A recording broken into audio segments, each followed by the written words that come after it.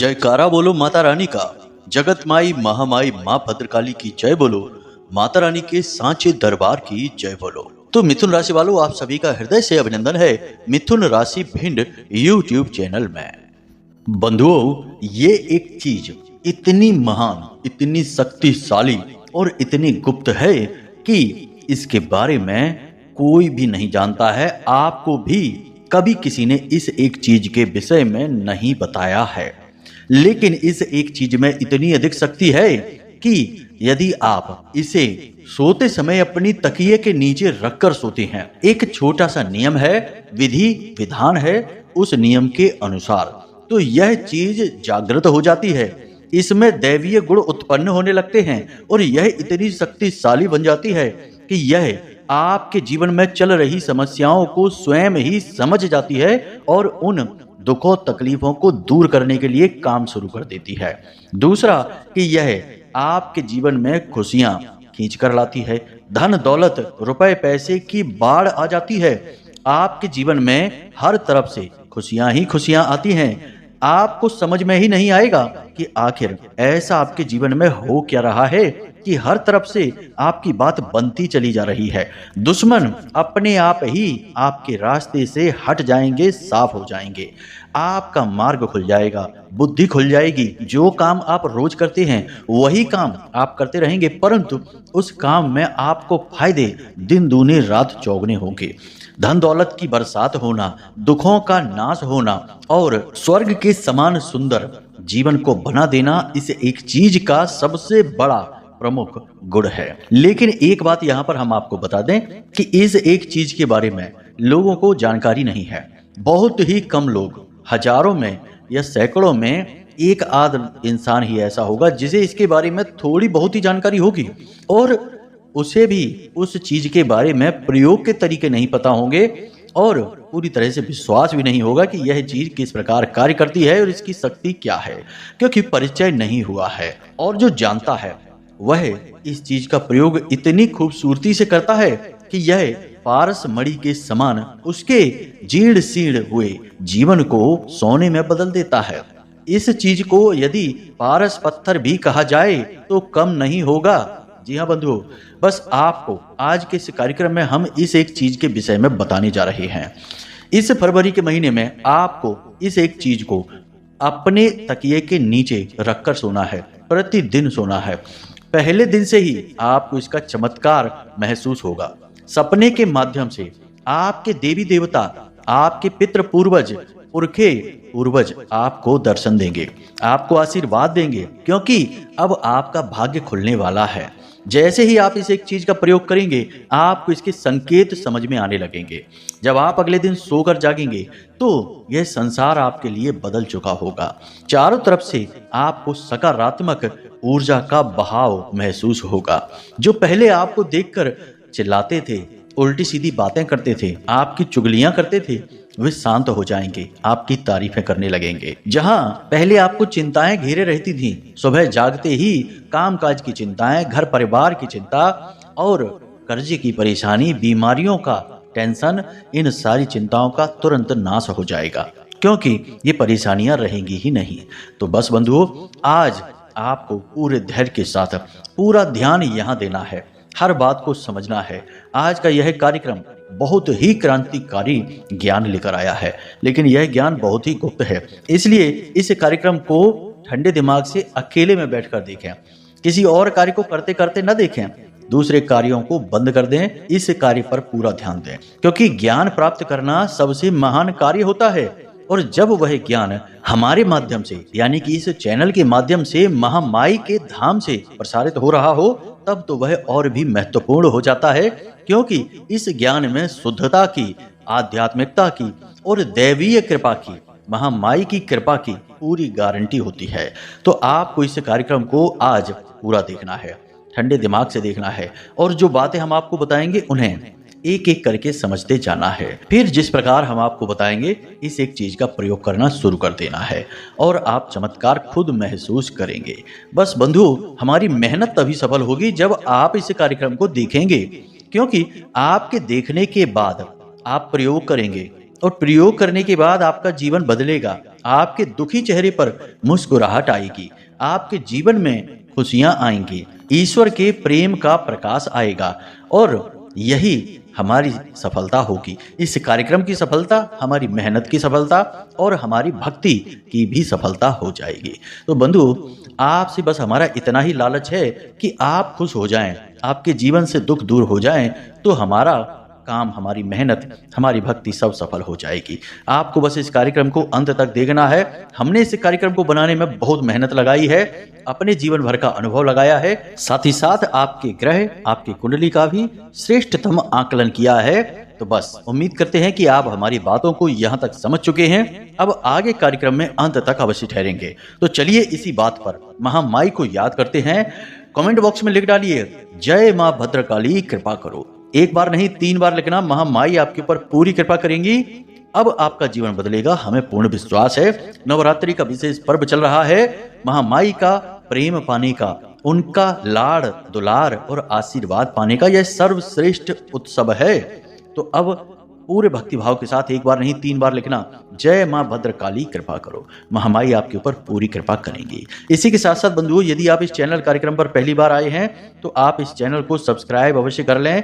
याद रखें कि धर्म, आध्यात्म और ज्योतिष से जुड़ा सर्वश्रेष्ठ ज्ञान पूरे YouTube पर केवल यहीं आपको मिलेगा, जहां शुद्धता की गारंटी होगी, क्योंकि यह कार्यक्रम माई के धाम से प्रसारित हो रहा है, जहां माई की अनुभूतियां और आशीर्वाद विशेष है।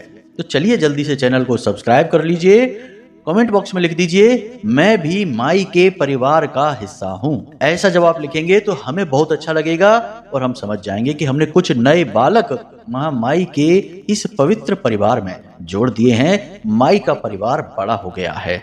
जल्दी से लिख डालिए कमेंट बॉक्स में, मैं भी माई के परिवार का हिस्सा हूं। इसी के साथ साथ चलिए अपने अब मूल विषय को प्रारंभ करते हैं। तो बंधुओं, अब ध्यान से सुनिए। बंधुओं, अगर आप अब भी सोच रहे हैं कि कुंडली का विश्लेषण कराएं कि नहीं कराएं, क्यों कराएं, क्या जरूरत है कुंडली विश्लेषण कराने की, तो ध्यान से सुनिए। आप इस समय 3 तरीके की स्थितियों में फंसे हुए हैं। एक स्थिति तो यह है कि आपके ऊपर बहुत कर्जा है, व्यापार चल नहीं रहा है, घर में भी क्लेश रहता है, रिश्ते नातों में भी उथल पुथल मची हुई है। तो अब इस स्थिति में आप कैसे फंसे? कोई ना कोई ग्रह था जिसने परेशान किया, तो इससे बाहर निकलने का मार्ग क्या है? कुंडली में छुपा हुआ है, इसलिए कराइए। दूसरा कि आप कुछ जीवन में करना चाहते हैं, निर्णय ले नहीं पा रहे हैं, समझ में आ नहीं रहा है कि क्या करें क्या ना करें, तो इस स्थिति में श्रेष्ठ मार्गदर्शन कौन करेगा? आपके ग्रह, आपकी कुंडली।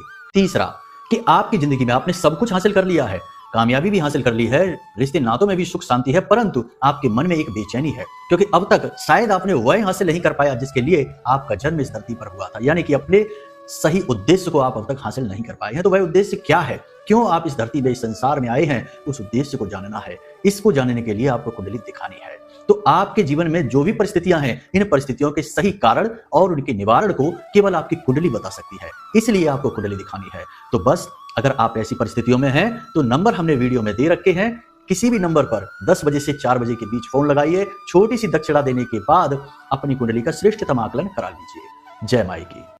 आज के इस कार्यक्रम में बहुत ही गजब का तालमेल बनाया गया है, नींद का और चीज का। चीज में है सकारात्मक ऊर्जा और नींद में है अनंत कोटि ब्रह्मांडों की यात्रा। नींद एक ऐसा विषय है जिसके विषय में विज्ञान भी आज तक कुछ समझ नहीं पाया है। बस विज्ञान यह कहता है कि शरीर को आराम देने के लिए नींद आवश्यक है, लेकिन यह इतनी सी बात नहीं है। यदि ऐसा है तो हमें सपने क्यों आते हैं? और तो और कभी कभी तो सपनों में ऐसी ऐसी चीजें देखने को मिल जाती हैं जो हमने कभी देखी सुनी ही नहीं है। यहाँ तक कि हमें अपने पुरखे पूर्वज और देवी देवता और मंदिरों के, धार्मिक स्थलों के भी दर्शन हो जाते हैं। यहीं पर बात समाप्त नहीं होती है, कभी कभी तो हमें भविष्य में घटने वाली घटनाओं के पूर्वाभास भी सपने में दिखाई दे जाते हैं। तो यह उतनी साधारण घटना नहीं है। नींद एक बहुत ही गहरा विषय है। हमारा हिंदू धर्म सनातनी परंपरा में ऋषि मुनियों ने नींद पर बहुत गहरे शोध किए हैं। यदि आप पूरा ध्यान यहाँ लगाएंगे तो आपको आज अद्भुत बात समझ में आएगी। नींद को आप एक अलग नजरिए से देखना शुरू कर देंगे। नींद में जब आप जाते हैं तो आपके पास एक ऐसी अवस्था होती है जिसे प्राप्त करने के लिए तमाम ऋषि मुनि गुफाओं में बैठे हैं, जंगलों में बैठे हैं और इस अवस्था को प्राप्त करना चाहते हैं, जिसे समाधि की अवस्था कहते हैं। जी हाँ बंधुओं, नींद को समाधि भी कहते हैं। कहीं कहीं पर नींद को अर्ध मृत्यु भी कहा गया है, और मृत्यु ही तो समाधि है। लेकिन अब आप कहेंगे कि अगर हम नींद में समाधि ले लेते हैं तो हम तो बहुत महान संत होने चाहिए, लेकिन हम तो इतने महान संत हैं नहीं, हम तो साधारण से इंसान हैं। कैसी बातें कर रहे हैं गुरुजी, आपकी बातें तो हमें समझ ही नहीं आई। ऐसे विचार आपके मन में आए जरूर होंगे।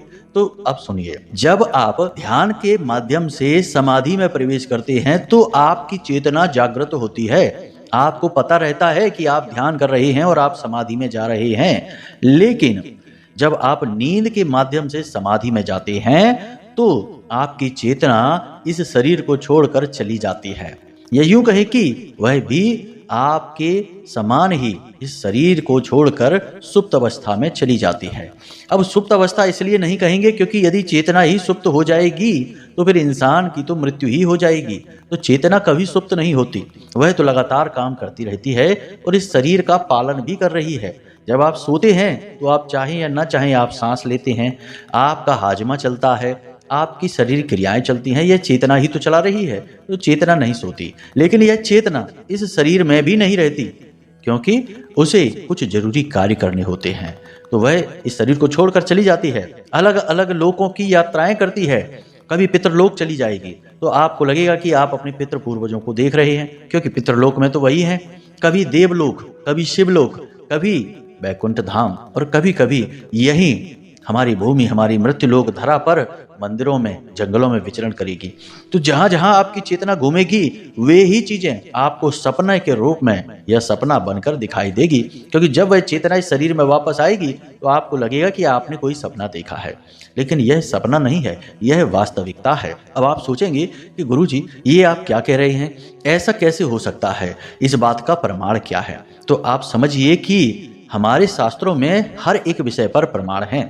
अब योग निद्रा नाम की एक क्रिया होती है जिसमें योगी नींद में जाते हैं और नींद में जाने के बाद वे इस ब्रह्मांड के भ्रमण पर निकलते हैं। तो शरीर तो उनका सो रहा है, लेकिन उनकी आत्मा, उनका सूक्ष्म शरीर अनंत ब्रह्मांडों में या फिर ब्रह्मांड के किसी भी स्थान पर कहीं पर भी विचरण कर सकता है, उसके लिए कोई सीमाएं नहीं है। तो ये क्रिया योगी जो कि श्रेष्ठ होते हैं, अपने काम में पारंगत होते हैं, वे आसानी से कर लेते हैं। बहुत सारे योगी ऐसे हैं जिन्होंने ऐसा किया है और आज भी ऐसा करते हैं, लेकिन वे योगी गुप्त होते हैं, वे अपना प्रचार प्रसार नहीं करते हैं, किसी को बताते नहीं हैं। समय आने पर लोगों को अपने आप ही पता चलता है। तो ये क्रिया इस प्रकार कार्य करती है। उम्मीद है आपको यहाँ तक समझ में आ रहा होगा। अब आप सोच रहे होंगे कि हम इतनी सारी बातें आपको बता क्यों रहे हैं, इससे आपका क्या लेना देना है? अरे भाई, आप समाधि में चले गए, चलो अच्छी बात है।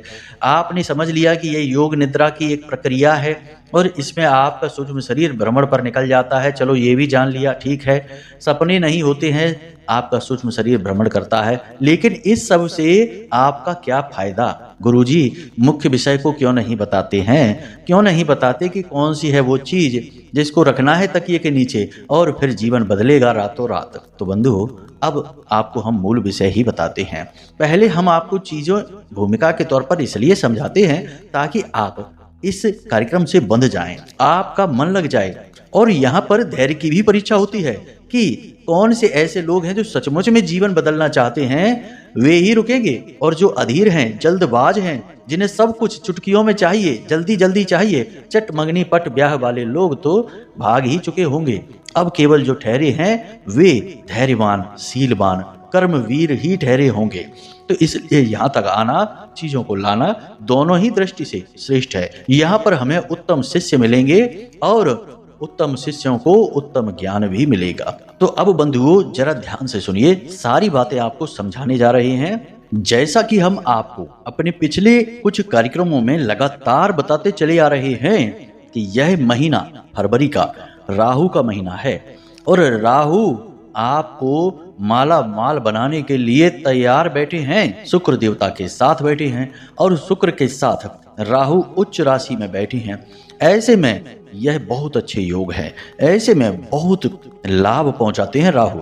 आपको बस राहु से संबंधित यह प्रयोग करना है, ध्यान से समझना है सारी बातों को। सबसे पहले आपको हम बताएं कि एक आपको चाहिए चांदी का सिक्का, थोड़ा सा आपको चाहिए इत्र, एक चाहिए आपको नीले रंग का कागज। जी हाँ बंधुओं, नीले रंग का कागज।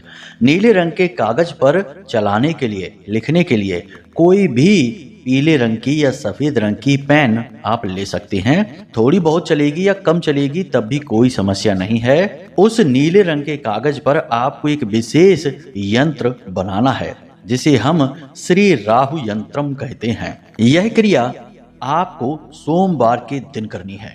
जी हाँ बंधुओं, सोमवार के दिन यह क्रिया आपको करनी है। कैसे करनी है जरा ध्यान से समझिए। रात्रि के समय करनी है यह क्रिया, इस बात का विशेष ख्याल, दिन में नहीं। अब आपको कैसे करनी है यह क्रिया जरा ध्यान से समझिए। आपको सारा सामान एकत्रित कर लेना है। उसके बाद आपको अपने पूजा घर में रात्रि के समय जाना है, यानी स्नान आदि करने के बाद आप अपने पूजा घर में शुद्ध होने के बाद जाएं, गाय के घी का एक दीपक जलाएं और वहीं पर बैठकर इस यंत्र को उस नीले कागज पर बनाएं। चौकोर एक बॉक्स बनाएं, उसके अंदर आप कुल 9 खाने बनाएंगे। उन 9 खानों में आप इस प्रकार अंकों को भरेंगे।